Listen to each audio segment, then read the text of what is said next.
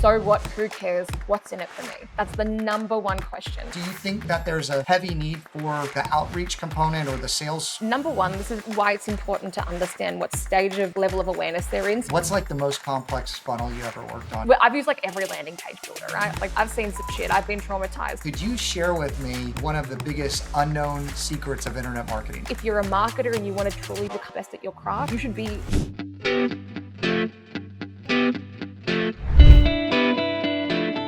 Howdy, welcome back to another fun-filled episode of the Unknown Secrets of Internet Marketing. I am your host, Matt Bertram. I have a special episode for you today. I have Alisha from persuasionexperience.com on, who has built tons of different kind of funnels, uses psychology to influence people to take action. And there's a lot of subtle cues that in this noisy world online, you have to use to get going. So I want to just really quickly, housekeeping, we are going to be changing the name of the podcast shortly. I will be doing a press release about it. I will be pushing it out on all channels, but we're going to hard switch it over very shortly. Podcast is growing up, so I have to grow up with it. No more schlick in every single podcast. For those of you that have been around a long time, I used to be a different person every episode and have a different persona with Chris. And, I've grown up over the last, 10 years. So we're going to change it up. I'm going to be talking to more, C-level executives on the marketing side, CROs. I'm doing a lot of that on the oil and gas sales and marketing podcast for those of you listening over there. But we will be switching the name over. So when you start to look for it, just giving you a heads up there. So Alisha, thanks for coming on the show.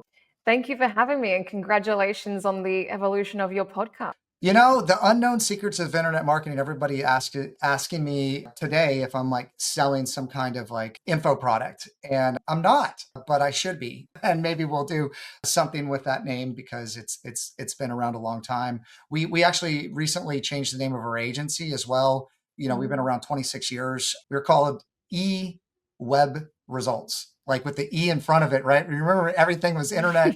You put the E in front of it. So we had to shorten it. And we did the KFC thing, right? The Kentucky Fried Chicken to the KFC. We shortened it to EWR Digital. So for those of you listening, we did change that a while ago, but EWR Digital, if you can't find eWeb Results.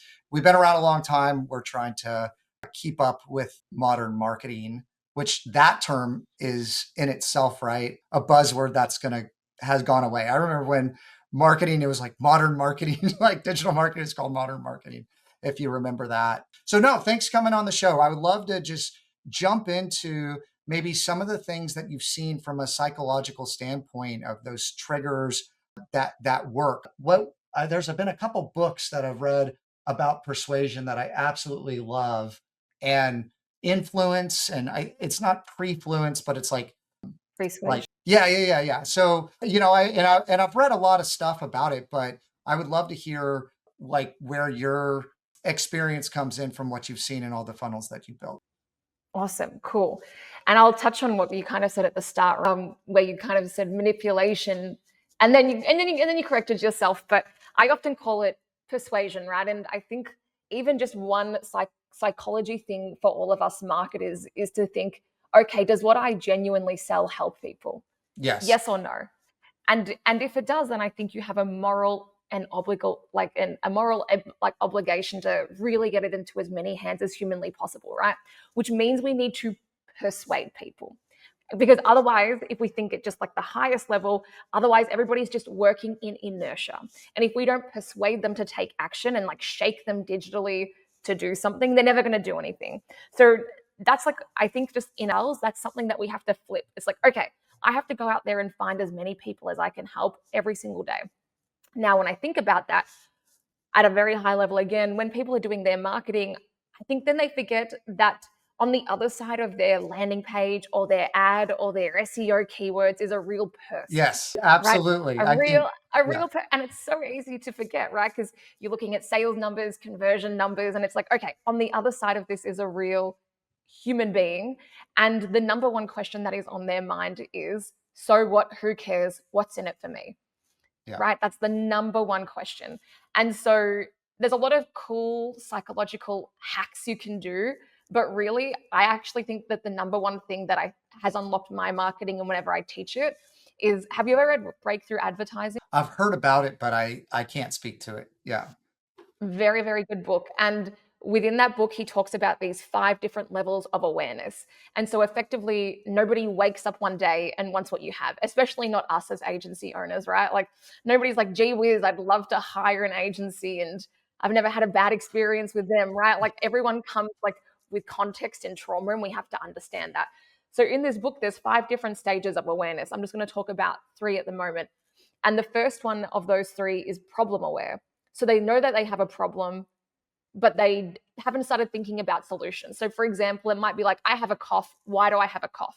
I'm problem aware, right? That's one kind of person that we can talk to. The next then is going to be solution aware. Okay, I have a cough. It's because I have pneumonia. Should I go to a doctor? Should I get cough drops, cough syrup, whatever? I'm starting to assess different options. And the third that we can focus on today is product aware. Cool. I have a cough, it's pneumonia, I want to get cough drops, and I'm looking at brand 1, brand 2, brand 3. Now, the thing with this is, and why this is important before we dive into anything else more specific psychologically, is that you need to understand what conversation you're entering in the prospect's mind or in the market's mind.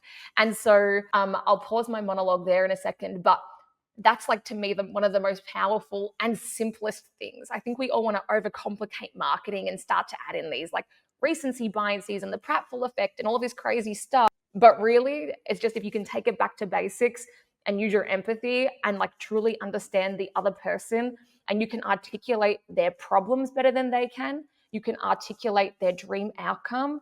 That's like the only way you're going to be able to position the business as a vehicle to go from A to B. So the few things that I hear what you're saying that make me think of is like, I've always been taught sales is professionally helping people buy, right? You're professionally helping people buy something.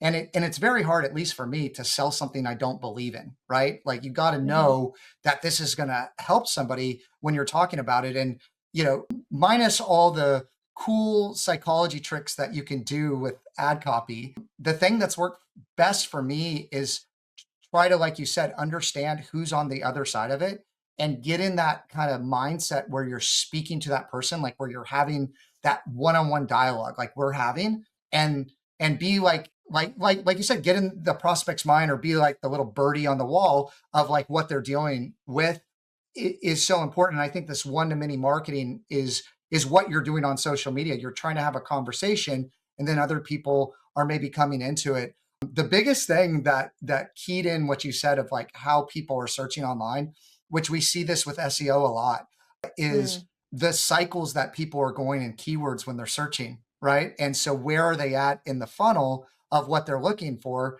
And SEO can be used in addition to other strategies at all levels of the funnel, but you got to understand what you're speaking to and where they're at of like the acknowledgement of the problem or the solution, and build copy and rankings at each of those levels to get those conversions. So yeah, exactly. And that helps you to understand their education level, right?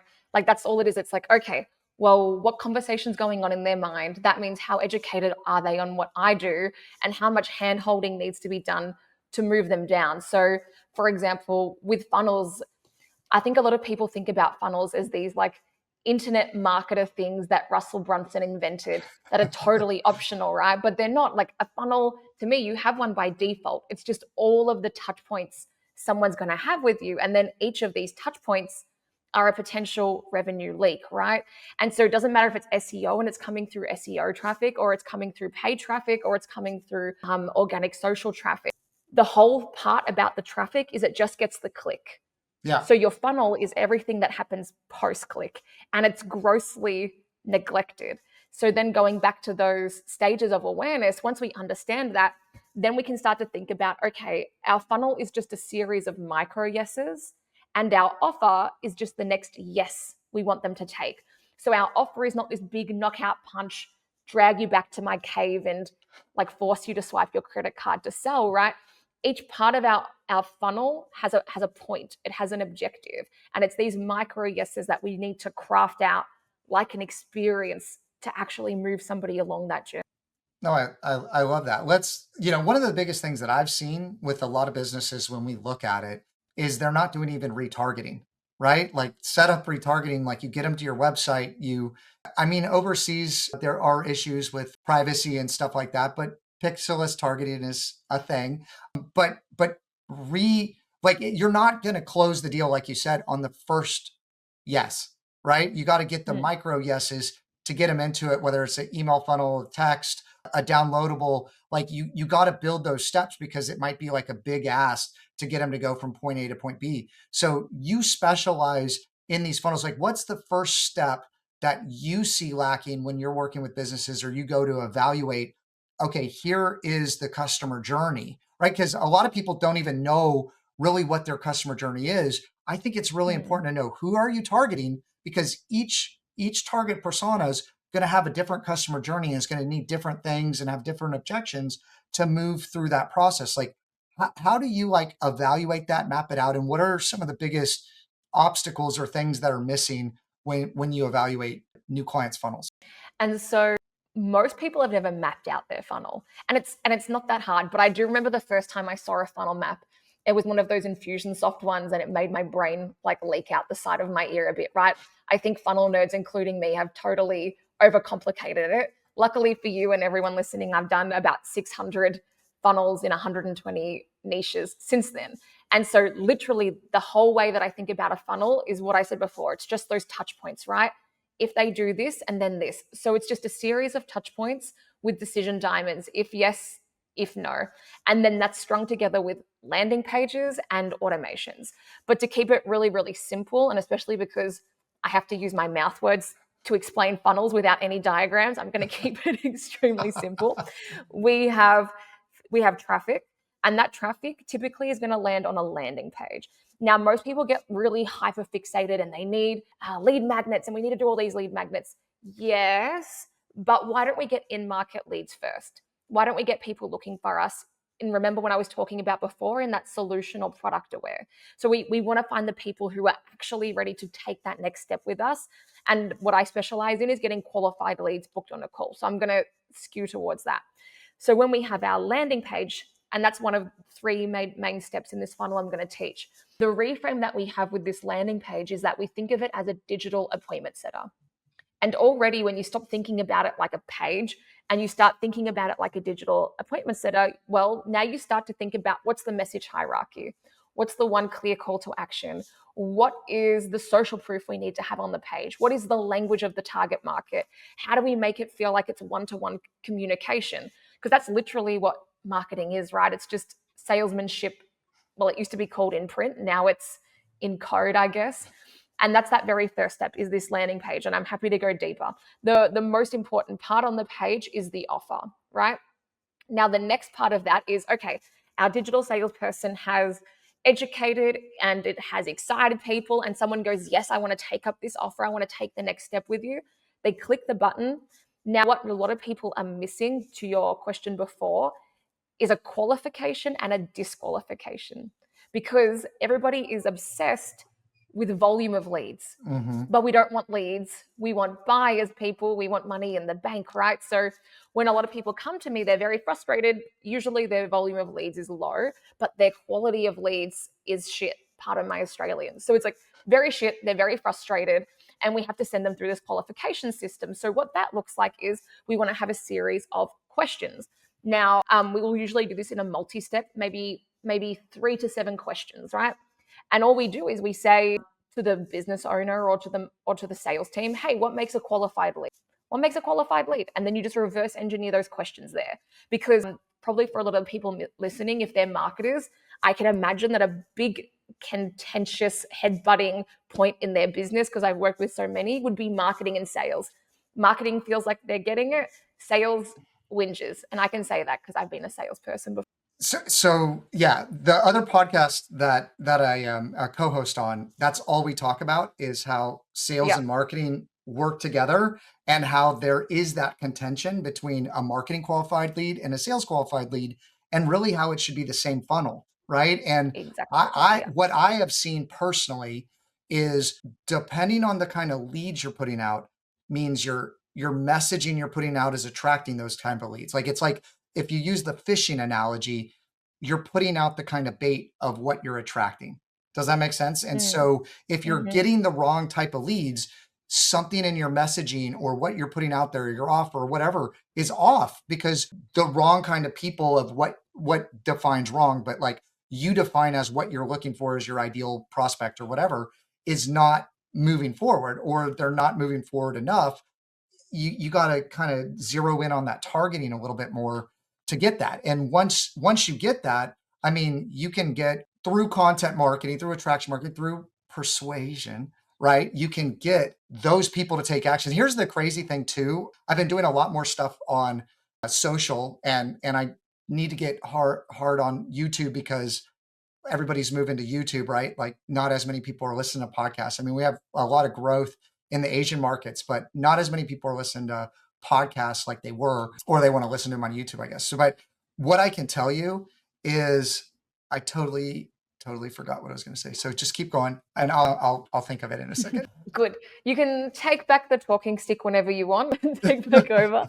But effectively, with that funnel, then it's the landing page, it's a digital appointment setter. The most important thing is your offer. We have the qualification and the booking system. It's a series of form fields. It gets marketing and sales on the same page. It shows we've delivered a qualified lead. We have a calendar booking. You'll usually have like 50 to 80% of people book straight in. That's another big thing that people miss.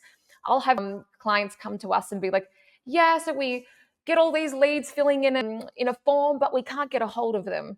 I'm like, why don't you give them the option to book in? And they're like, I was like, yeah, imagine if they were just booking straight into your sales team's calendar. So, Alicia, what I've seen with like education businesses or certain kind of businesses, you've got to get the buyer when they're immediately in that mindset. And if you don't, Yep. it's hard to get them again. So like leads for like dentists or something like that, they sign up for stuff maybe on a Facebook funnel or something like that. And then they never show up. They don't even remember they booked. Like, we have to train the sales teams a lot to like, you got to call quickly. You got to follow up quickly, especially even like we were running some really heavy Yelp ads for a client, and you had the option to book on Yelp, right? And it was awesome, but you had to respond within like 2 hours or you couldn't get a hold of them. And so what are some things that you can do to catch them? Like, I know like text messages open a lot, but like when somebody moves out of that buying phase, it's very hard to get them again until they're back in that buying phase. So how do you speed up the sale potentially, or move them further through the process faster, or catch them once they're off? And I'm also seeing a lot of leads that are coming in, which I have no idea why this is happening, but like they're like fake leads or something like that. Like, just people are like putting information in, and it's not like they're trying to sell you. Like, some people are doing that, like where it's like a sales book on appointment or whatever, but they're just like fake people that are booking on something. Maybe I guess it's competition, or I don't know I'm just seeing a lot of stuff, but I don't see it maybe at the volume that you've seen it with the funnels. And I'm just kind of curious about that first interaction, I guess. And so part of that is, I'll call it like show up rates. Like, maybe Okay. that's like Yeah. how to get show up rates, how to get, like, you've got the lead, how to contact them. And it's true. Basically what you're saying is delay is death of the sale, right? Like, once we have that momentum, we need to try and keep it. And so the third part that I'll share in a second will help with that. In terms of the calendar, it's particularly good for B2B, because we're used to doing calendars in our B2B lives. And in B2C, we can see more of a decrease. Basically, Mm. what needs to happen is that the sales team needs to be calling within 5 minutes Yeah. of the person filling in the form, whether they book in or not. So what will happen is, in the funnels we create, someone will fill in a form, a certain percent will book in the calendar, doesn't matter. The sales team should call both. Either it's like, hey, Matt, I saw that you filled in the form, but you couldn't find a spot to book. Can I book you in? Blah, blah, blah. Or it's, hey, Matt, I saw you just booked in a call. Just wanted to touch base and say hello. I actually just had a sales call or like a strategy session cancel. Would you like to go now? And then calling up with that, because you want to keep that momentum while they're hot. So that's one of the many ways I can share. What do you think of that? One of the big things that I've seen with funnels, and I have a buddy I need to get on the podcast as well, that's just awesome at funnels. He has a whole call center, right? Like, if you're doing funnels right, it seems like you need to bolt in that follow-up piece. Maybe it's internal, maybe it's virtual, but having somebody that can follow up quickly, that can field calls, that can manage the process, because if you're running a lot of ads, you're going to get a lot of interest, and you got to manage that whole process. And I feel like a lot of people think marketing can do the job of sales. Does that make sense? Like they just think that you can run ads and just magically people are going to buy. And maybe some businesses you can do that, but if you talk about higher ticket items, there's usually a level of, you go offline, you go back online, like you look at some things, you're making decisions. You're not just going to pull the trigger out of the gate. Either you pull the trigger out of the gate immediately, or like it's 30 days plus is what I've seen. It's one or the other. There's not a lot of people in the middle. I mean, have you seen that? Do you think that there's a heavy need for the outreach component or the sales component or the appointment center piece? I don't know exactly how to state it properly. Yes. Number one, this is why it comes back to why it's important to understand what stage of like level of awareness they're in, so you can create the right offer that's the right next micro step. Basically, if you're having an issue with leads not answering or leads not showing up, we have to think why. Why not? Because they were like they did take some action, so like why not?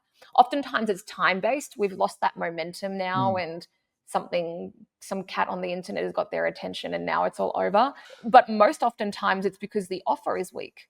There's no value, there's no anticipation, there's no excitement. So like why would they show up and why would they want to talk to you? You haven't built any value, and you haven't built any authority, and you haven't built any frame. And I totally agree with, I think a lot of businesses rely on marketing to solve a bad business and to solve a poor sales process, right? Like they think marketing's a magic pill. Marketing is a magnifying glass. And if you or it's like rocket fuel, right? Like if you have a really good business and I come and pour rocket fuel on it, it'll go off. But if it's a dumpster fire and I come and do my marketing, it'll just amplify those issues. That's all that will happen. So coming back to like the landing page, then we have this qualification, then this booking, and then to help with actually converting the lead and getting in contact with them.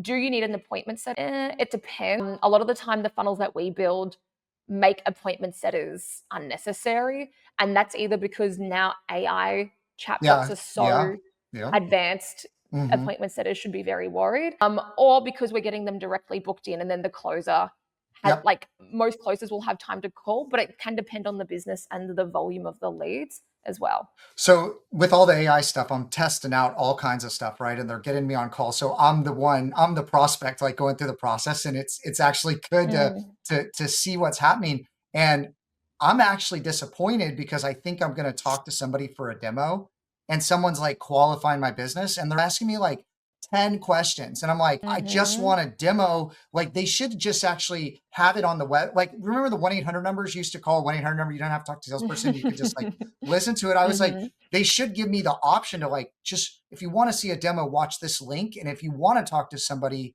here you go. But they're getting me on the phone, anticipating getting to see this tool. And then they're asking me like 20 questions. And they're like, okay, well, we'll set you up down the road. And I'm like, I don't think that this step's necessary to your point. And it's just, 100%. It's really interesting to see all these different ones. And I did think about what you said. You were talking about momentum, and I've been really studying psychology a lot. And I know I'm taking this off script back to psychology, but I wanted to add this in. This is what I remembered. On Facebook, on all these different platforms, you know how like a big influencer that has earned that authority or that credibility, I guess, has posted just something like a statement, a quote, and then like it gets thousands of likes and views, right? And I was like, why is that happening? And why do, like, if people are posting stuff on Facebook, no one engages? And it's what you said momentum. Like people want to jump on the bandwagon and get on that momentum, okay? And they feel like people haven't, I guess, they're bandwagoning on the authority or whatever, the visibility, like that's like kind of like the new strategy. But did you know only 1% of people, or maybe it's 1 or 2% of people on Facebook actually even engage with a post, like comment and like. And so I just finished this book. Hold on here. For those of you on YouTube, which I'm not really on, I just finished this book. And this was a Russell Brunson a recommended book. I went to one of his conferences recently, How to Unlock Your Subconscious Mind Through the Science and Middle Analysis by a couple of people with the last name Benedict. And it was a really good book. It was old school. You know, he reads like books that were like written 50 years ago, but still rings true. It's kind of like getting back to the source. But I just thought that was like super interesting. And everything we're doing to bring it back to what we're talking about has a component of psychology. Like you said, hey, the offer might not have been strong enough to get them to take action. It got them interested, but the momentum stopped. They didn't follow through, or there wasn't enough for them on the other side to keep going. Like so let's go, I guess, to leaky funnels, right? Like you hear that term a lot. And I think that it doesn't get enough credit. Like you have a funnel, like fix the broken funnel. Don't go just build another one and throw the baby out with the bathwater. And that's an analogy we use here in the US, but like not all the time, but that's what I see. My business partner sells a bunch of supplements. Okay. And we do a bunch of supplement stuff. And he goes to all these affiliate conferences and we talk to a lot of these people, and a break even funnel. Now we're not talking B2B, but like a break even funnel or a self-liquidating funnel where you can spin the ads and keep them going for free. And then your offer upsells. Is that something that is standard, or is that something that might just be standard in affiliate marketing? Or like, how are you seeing that? And like, how do you identify a broken funnel, like analytic wise? And then what are you doing to fix that, I guess? Yes. So with a self-liquidating funnel, you can do them technically in lead generation, and you could be running. So for example, for my agency, in the future, I would plan to maybe do a self-liquidating funnel on landing page templates, right? And I might sell the landing page templates for $9, whatever, that like with an upsell that covers the cost to acquire a customer. But then where most people forget is that the money, like, cool, you can break even self-liquidating, but you need to have ascension. Yeah. It's like Russell Brunson 101 or like Jay Abraham, Dan Kennedy 101, right? Yeah. It's like, what is the high ticket in the back end? Yeah. And so when we're doing our lead generation with our clients, that's what I was talking about before. Like, let's just find those in-market leads. Let's clear the room on that. And then self-liquidating is just going to be going after somebody that's further back in their journey. And you can do that because then you bring them onto your list, your earned media, and you take them, your owned media, and you take them off of like earned or paid media, and you can bring them in. And then in terms of leaky buckets in the funnel, that's just every touch point, right? So going back to that like basic funnel that I was outlining before, the landing page, the qualification system, and then one part was the thank you page. And with the thank you page, what you never want to do is say thank you, right? Because this is another touch point in our funnel where we can persuade them and educate them and get them to show up. So usually what you want to do is congratulate them. Like, congratulations, Matt, you're one step closer to achieving the dream outcome. Tell them the next steps. Here's what happens next. Go to your inbox, find this email, confirm this calendar link, whatever. And then you want to get them to take the next action, because whenever they've just done an action is the best time to get them to do another action. And one of the biggest things I would usually get them to do is to start consuming testimonials, right? Testimonial videos. While you've got them doing stuff, watching that. So that's another touch point. And then there's automations. But basically with your funnel, once you map out these touch points, when you talk about leaky buckets, the next logical thing we might talk about is CRO, right? Conversion rate optimization, because that's the whole thing. You find the leak, you find like you want to identify the right part of the funnel that has the leak, and then you start the implementation process to stop it losing you. I love that. I think you have some great case studies, and I would love to maybe share some of the industries you work in, maybe some of the case studies, so people can understand. And you talked about testimonials, right? Like what you've been able to do for some of these companies and how that's transformed their business. Because I think that at least people I talk to today that get on our calendar have, like we briefly touched on before, a lot of past experience that they bring into of working with another agency, of what they think works, what they think doesn't. You know, I'm getting a lot of questions of like, can you handle our business?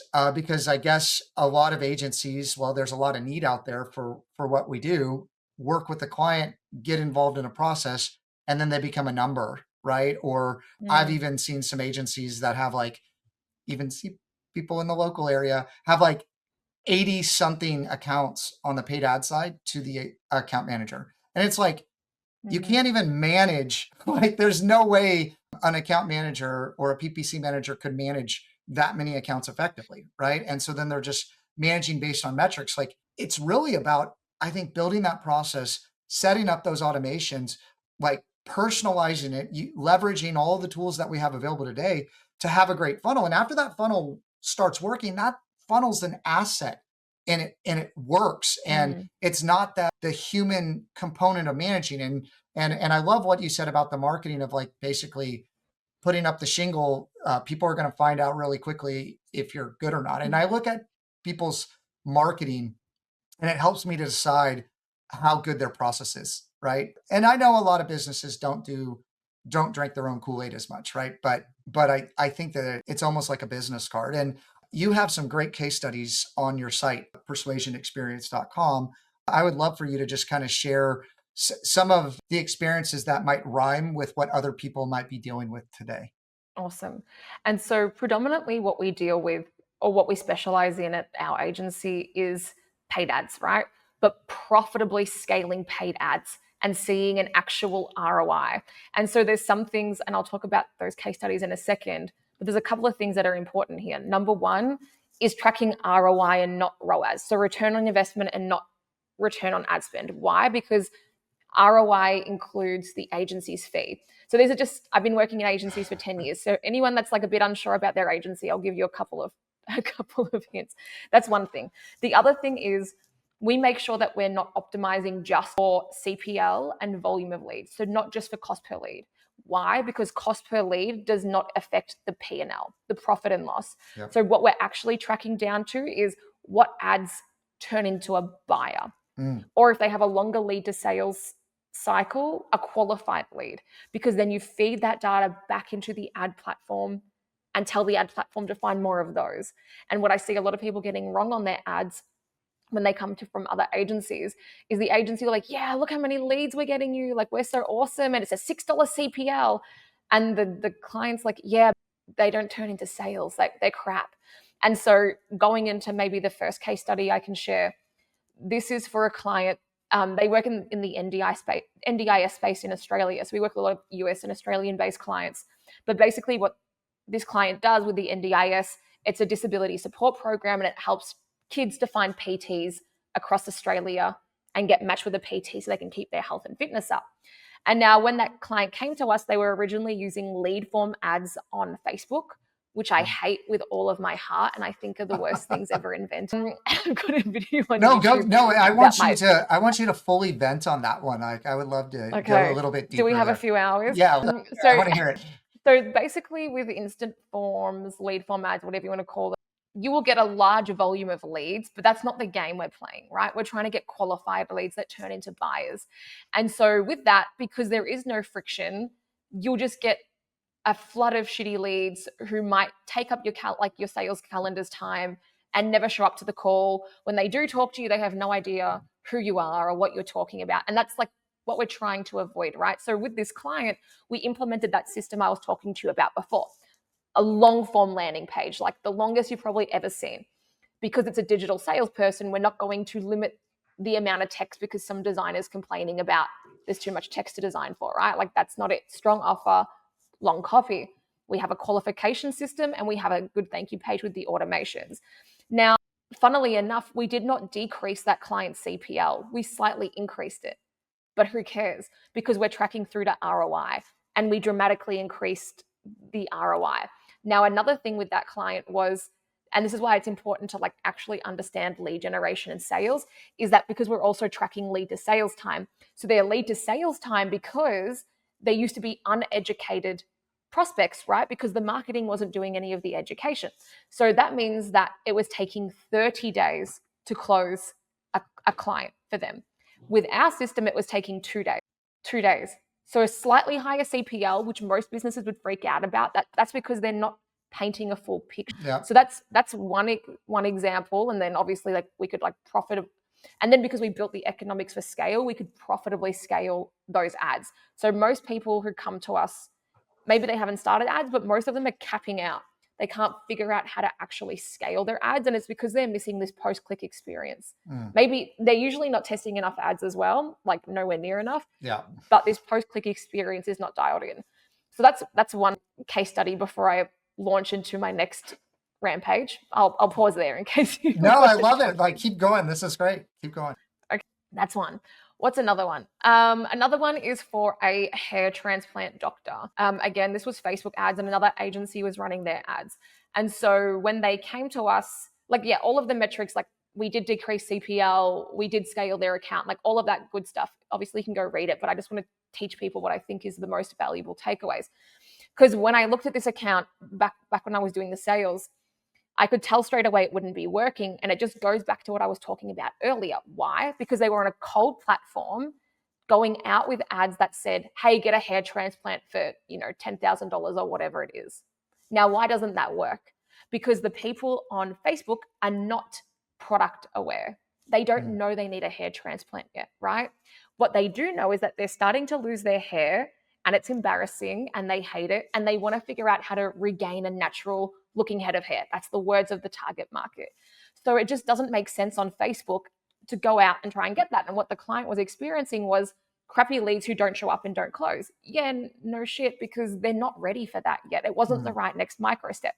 So instead, what we did is we launched an offer, and it was something around like save my hair consultation and treatment plan. Why? Because the purpose, like everything has a purpose. The purpose of the sales call, the sales process, was to diagnose and prescribe. And so what that meant was he could actually show them, yeah, here's your problems, here's what you need, blah, blah, blah. Now, not everybody actually needed a hair transplant. Some people could do medication and like laser and different things, whatever, right? And so it actually gave him more of an opportunity to increase our number of different types of customers as well, instead of just trying to shoot fish in the barrel. Whereas on Google Ads, we would not run that offer. We run a direct to hair transplant offer. So you have different landing pages, like where you're running like a VSL, like from the Facebook to kind of bring them up to the point that they realize that the solution is the hair transplant. And then on the ads, people are already searching for it. So you can like skip a step, or like, what did the funnel look like, I guess? Exactly what I said earlier. Ads, and this client is beautiful on camera. Not every client is great on camera, so don't put them on camera. And we use a lot of AI avatars now, but this client is great on camera, and especially because he's a doctor, so it's like you want to build that authority. Yeah. Video ads, long form landing page, strong offer, build strong authority, follows like our system in terms of like the hierarchy of messaging, multi-step questions, like maybe 5-7 questions, multi-step questions. A form, a calendar booking, his team call, because this is medical, you got to call straight away. On GHL, you can do a forced, I think it's called like a forced outbound, or like whisper call or something. If I fill in my details, then my admin front desk can get a whisper call to connect me to that lead. That's very important to do. And then the sales process. So that was literally. So, but did you, I guess what I'm asking is, on the AdWords campaign, were you running that to the same landing page, a different landing page? Different landing page, yeah. And then you were just trying to close them from Facebook on the long form sales letter. You weren't moving them to the next page. So like those were separate funnels for different stages. It wasn't like one big funnel and they fed into it, is I guess what I'm asking. Correct. Yeah, so they were, okay. Two different funnels, but the sales mechanism for both is a consultation with the clinic, right? So in like different landing pages, slightly some of the same information, but predominantly the above the fold before you start to scroll, especially on Google Ads. It's such a blessing on Google Ads and SEO because you understand the searcher intent. Whereas on Facebook ads, you got to try and figure it out a little bit more, and you can put the keywords in and stuff. So different landing pages, same booking system. Yeah, all going to the book the call, right? And okay, got it. Yeah, exactly. Okay, very cool. Very cool. I like that. That's a good funnel. Yeah.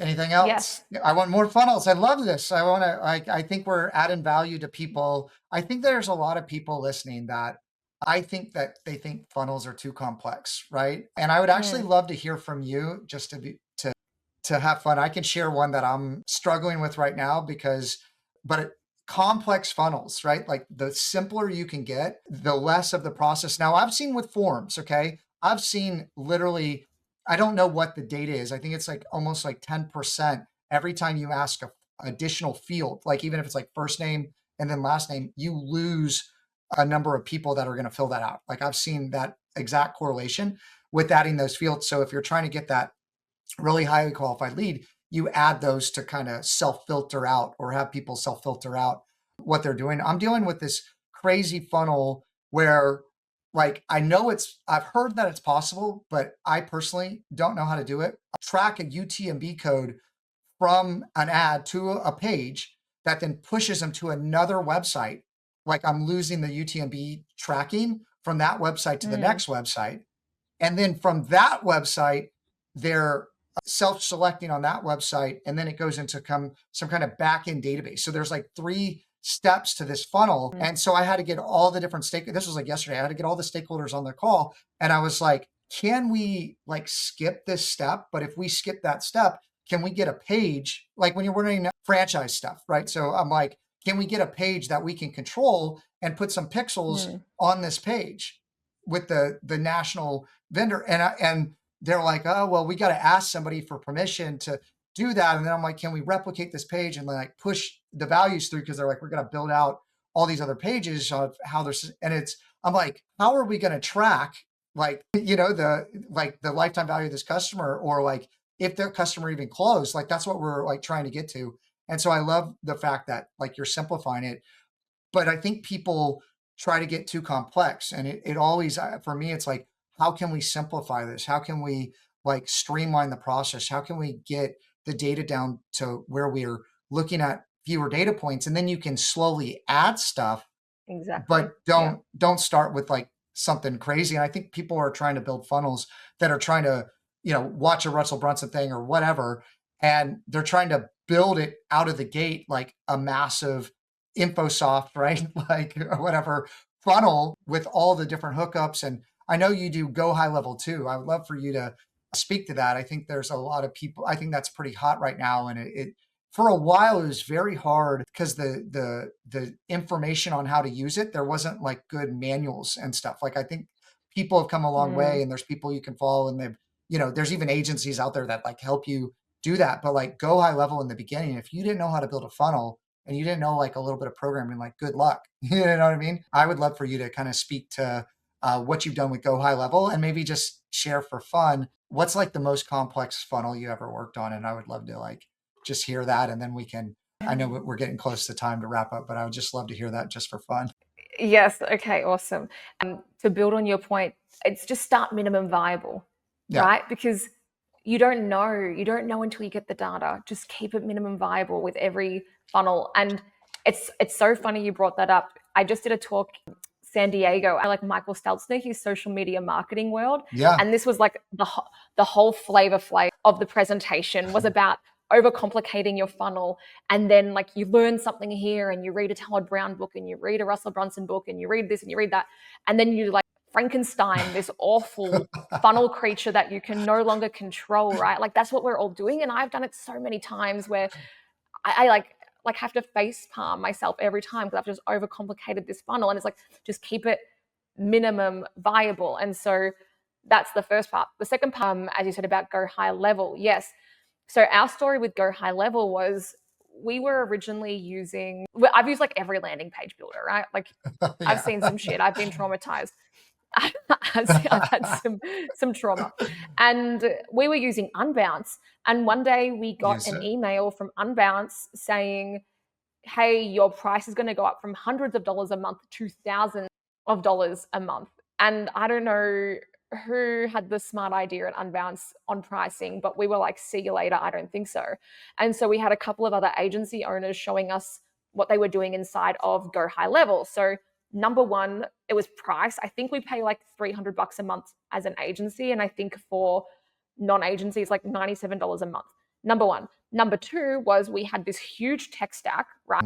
Calendly, like, Active Campaign, whatever, all of these different like tech stacks that we had to log in and log out to. And so just the productivity and the efficiency wastage of my team. I can't remember the stats, but I can't remember if it's 32 hours or 32 days a year or something freaking crazy per person, by like losing like an hour a day by all of this like productivity wastage, right? And I was like, well, that seems like something as a CEO I should care about. So that's another thing. And then all of the pricing slashed on that. So it's like an all-in-one tool. And also the thing, like as like an alternative, maybe being Clickfunnels. I just think aesthetically, Clickfunnels always has that. You can tell it's like it's got a It's Clickfunnels a fun. taste It's a to it. funnel. Like you're in a funnel now, right? Like you're You in a can just, funnel. yeah. Yeah. And it just looks Clickfunnelly, and there's nothing wrong with it. There's people making freaking Yeah. millions and millions and millions of dollars. They work, but for the brands we work with, Mm. they can't look like internet marketers. Yep. Do you know what I mean? I So it's do. like we had to be able to get that going.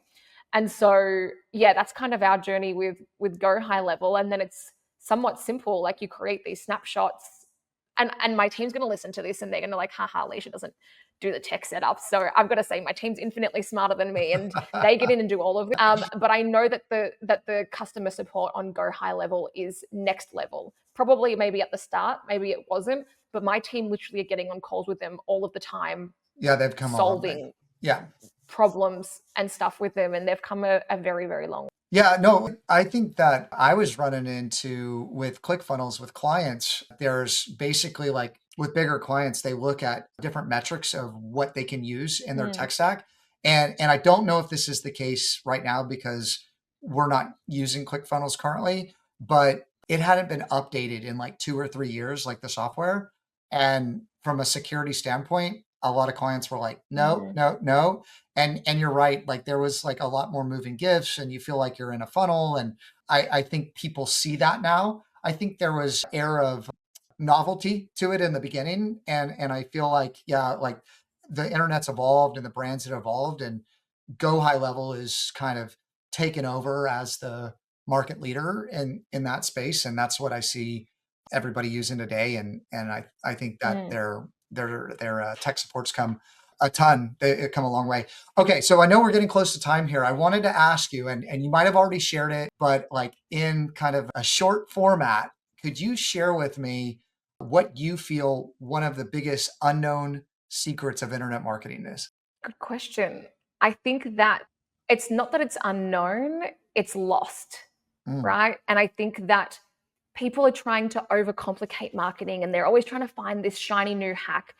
And I think AI and technology is a huge part of this.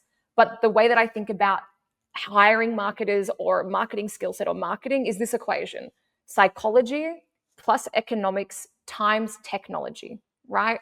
Technology is a multiplier. And so 1,000 times zero is still zero. And I think if you're a marketer and you want to truly become world class and the best at your craft, you should be learning psychology and understanding how humans think, because that hasn't changed for hundreds of years and it won't change for hundreds more. Whereas these tech platforms, the media, whatever, like it changes all of the time, right? But a mastery, like a true mastery, like I'm talking old school David Ogilvy, Gary Halbert, like true mastery of the human brain and how we tick. So I don't think it's like unknown. I just think it's fast forgotten for these shiny AI tools and tactics. But yeah, they kind of accelerate everything else. No, I love that. And that's what I feel too. I go back to the book that I just finished reading literally last night.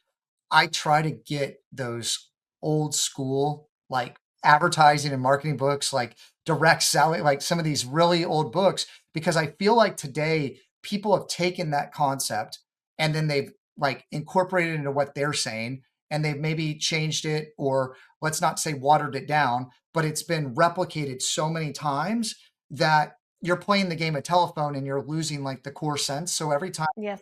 I go back, I mean, people are still people, and you just need to go back to what are the things that make people tick and understand there's, like you said at the beginning of the podcast, there's some human on the other side reading it, and you have to remember that process. And the first thing that I even show clients, I'm like, have you gone through your own funnel? Have you gone through your own funnel? And like, it's shocking to me how many people are spending all kinds of money and they've never really gone through it as a customer themselves. And you can fix a ton of problems. And so So yeah, simplify, simplify, simplify. How do people get in touch with you if they want to hear more? I would love to get a link also to your talk at Social Media Marketing World. I know there's a bunch of my buddies there, and I couldn't make it. I have young kids, and I can only go to so many conferences. I'm going to another SEO conference in like 2 weeks because just everything's moving so fast. I'll probably be there Oh next yeah. year.